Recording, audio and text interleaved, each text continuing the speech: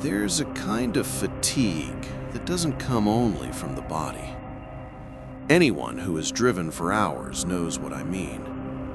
The road begins to repeat itself, the trees all look the same, the poles pass by at the same rhythm, and at some point you stop being sure of where you are.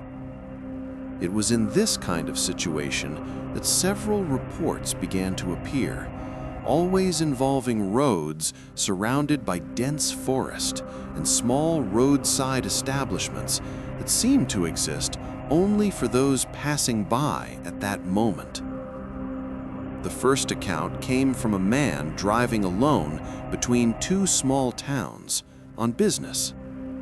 It was almost 2 in the morning when he entered a stretch of state highway with little traffic. On one side, thick forest.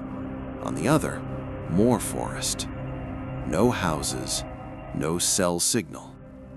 He said that, strangely enough, what caught his attention wasn't the darkness, it was the silence.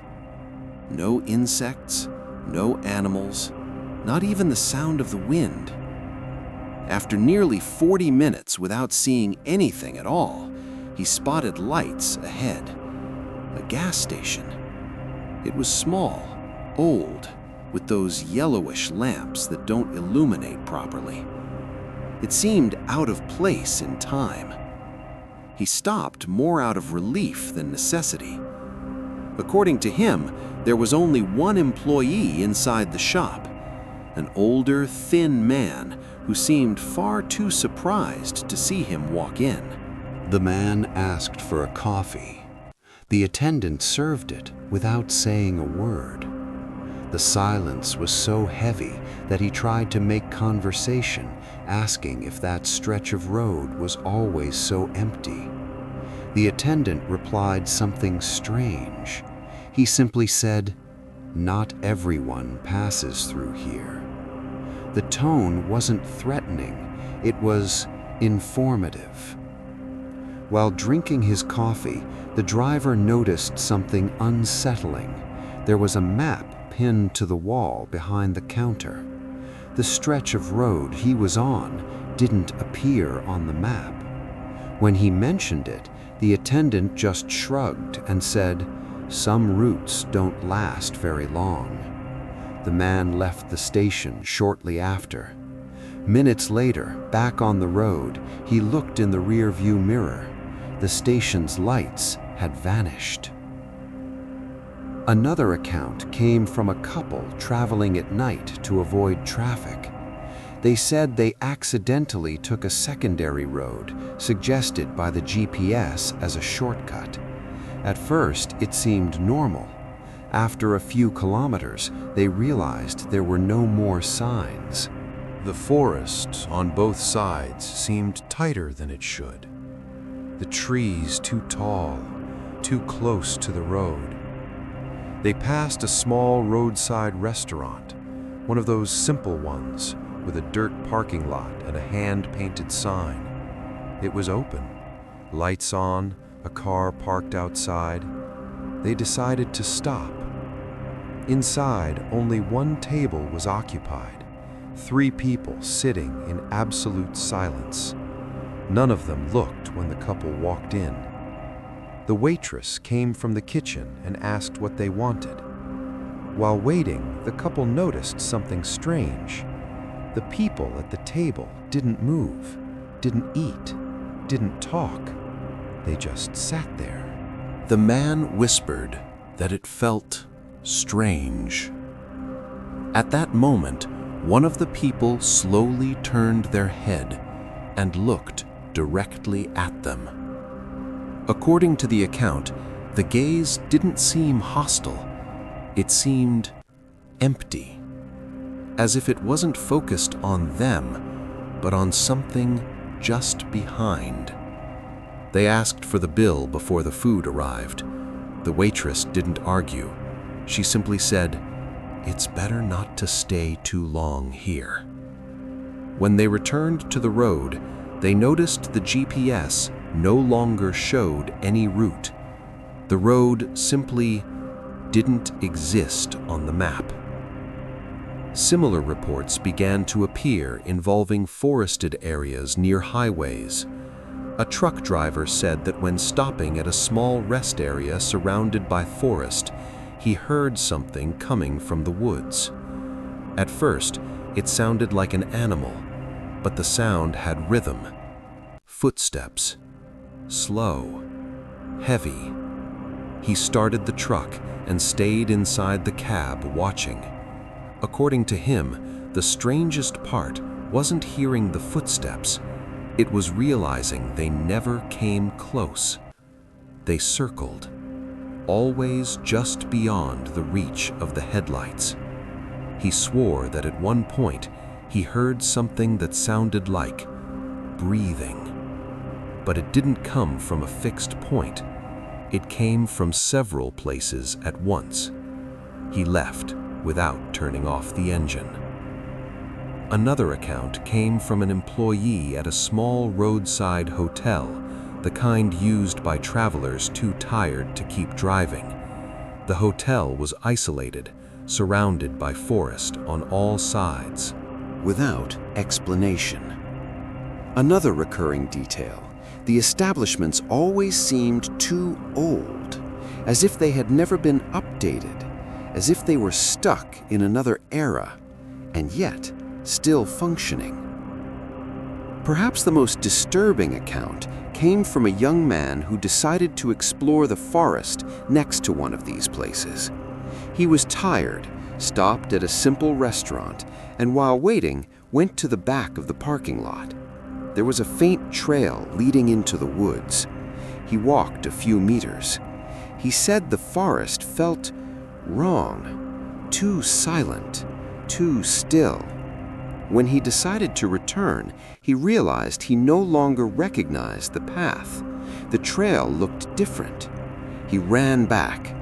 When he came out of the woods, the restaurant was closed. Lights off, doors locked, as if it had never been open.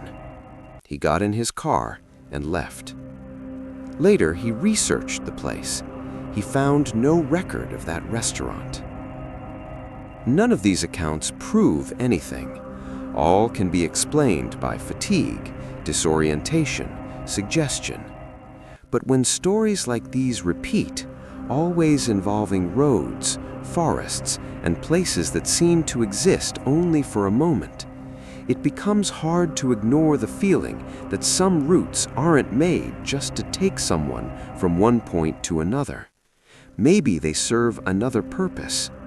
Maybe certain places exist only for those tired enough, alone enough to enter them. And maybe when you return to the road, they simply cease to exist. There is a difference between a living forest and an attentive forest.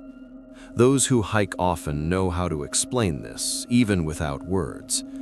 It's when the usual sounds disappear, when the insects stop, when the wind doesn't touch the leaves, and you have the strange feeling that you're not being followed, but watched. That's how the reports began, involving a specific trail located in dense woodland near an urban area. Nothing extremely isolated, nothing too remote, just a common trail, used by walkers, runners, and people who wanted to disconnect. The first account came from a man who used to hike alone at dawn. He said he liked that time because the forest was still waking up, birds beginning to sing, dim light filtering through the treetops. But that day, something was different. According to him, from the very first minutes, the trail seemed far too silent. No birds, no insects. He kept walking, trying to ignore the strange feeling. After a few minutes, he heard something to his right. Footsteps. Not random branches breaking, not leaves being crushed at random. Rhythmic footsteps, heavy. He stopped. The footsteps stopped too. He stood still for almost a full minute, trying to listen more closely. When he took another step forward, the footsteps followed, always to the right, always at the same distance. He never saw anything, but he described the clear sensation that something was walking parallel to the trail, inside the forest. When he decided to turn back, he noticed something strange. The path seemed longer than before. Another account came from a couple who decided to hike in the afternoon. They said everything seemed normal until they reached a denser section where the vegetation grew thicker. There, they found something curious. Footprints. Too large for a common dog, too strange to look human. Not exactly paws, not exactly feet. The couple thought it might be some local animal and kept going. Minutes later, they began to hear a sound ahead. At first, it seemed like breathing, heavy, slow. The sound came from the woods, off the trail. They stopped. The breathing continued. According to the account, the strangest part wasn't the sound itself, but the rhythm. It seemed to imitate. When one of them took a deep breath, the sound changed right after. When they stayed silent, the breathing stopped too. They turned back without looking behind. Over time, more reports began to appear. The path seemed longer than before. Another account came from a couple who decided to hike in the afternoon. They said everything seemed normal until they reached a denser section where the vegetation grew thicker. A runner said that during training, he felt something rush quickly between the trees. He didn't see a defined shape, just movement. Something large enough to push branches aside, but too fast to identify. He described it as a shadow that didn't behave like a shadow. Another person said they heard something that sounded like a wounded animal, but the sound came from several different points at once, as if it were being reproduced.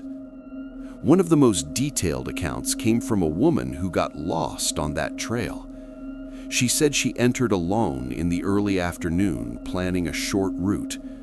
At one point, she stepped off the trail to photograph an old tree. When she returned, she no longer recognized the path. The trail looked the same, but wasn't.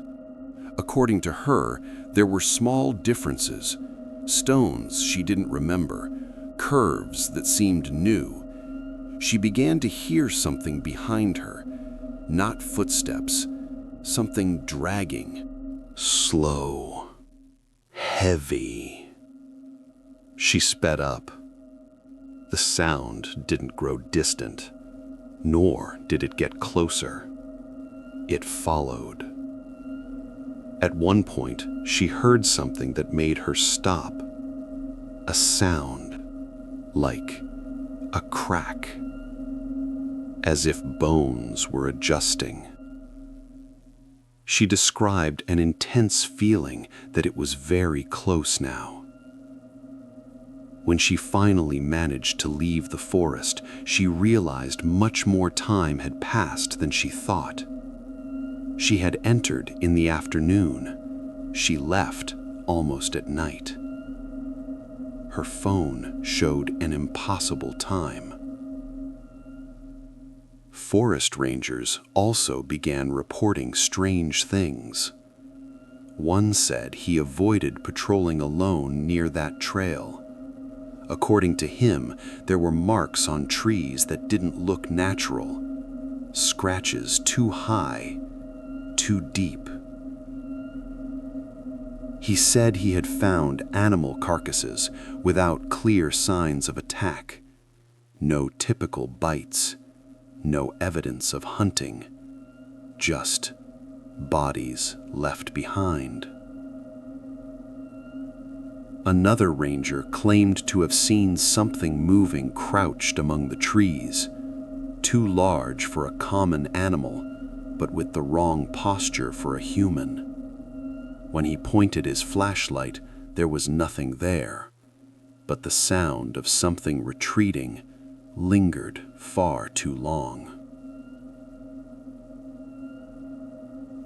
A pattern began to emerge among the reports. People almost never saw anything clearly, but they felt it. The sensation of being evaluated, observed, as if something were learning. Several reported dreams after visiting, dreams in which they were on the trail but couldn't leave. There was always something at the edge of the path, never advancing, never attacking, just watching. Perhaps the most disturbing account came from a young man who decided to camp near the trail. He set up his tent while it was still daylight.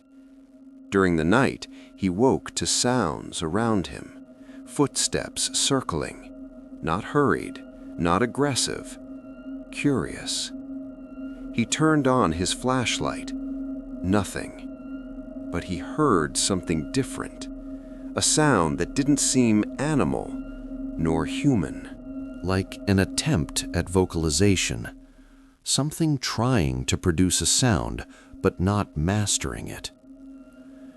He stayed inside the tent until dawn.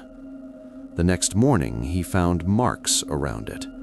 Not clear footprints, marks of something that seemed to have stopped very close. None of these reports prove the existence of a specific creature.